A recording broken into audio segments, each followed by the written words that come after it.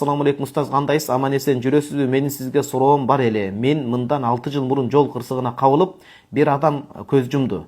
Калганыбыз больницага, бейтапканага, шыпаканага жатып чыктык. Башкарууда мен болчумун. Эми ошол көз жумган адам кыяматта мага асылбайбы? Менин унаам музга, бир эле у менен жатат. Музга уюнуп кетип, жолго туруп калган жерден аркамдан башка унаа барып сүздү. Ошондо көз жумду. Эми сиз менин жүрөк өйгөн суроомо жооп бериңизчи дейт. Себеп маселесин сиз канчалык кармандыңыз? Анткени себепти кармануу маселеси бар да. Себептен деп бирөө себептердин баарын аткарып болду, эч ким мага зыян келтире албайт дебеш керек. Бул себеп катары карманалат.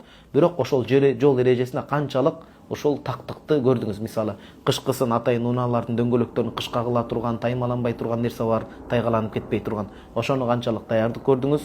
Сиз тараптан канчалык кемчилик кетти, сиз ошого жараша жооп бересиз. Ал эми тагдыр деген маселе бар. Мусулман тагдырга ыйман келтирмейинче мусулман болбойт. Тагдыр өтө чоң, опурталдуу, өтө чоң маани бере турган маселелердин бири. Сиз канчалык шалаакылык кемчилик кетирдиңиз, ошол алкакта гана жооп бересиз. Эгер сиз тараптан кетпей, баардык себептерди деле карманып, жанагындай кырсык деген кырсык Кашкабактын ортосунда болсо, ал башка маселе.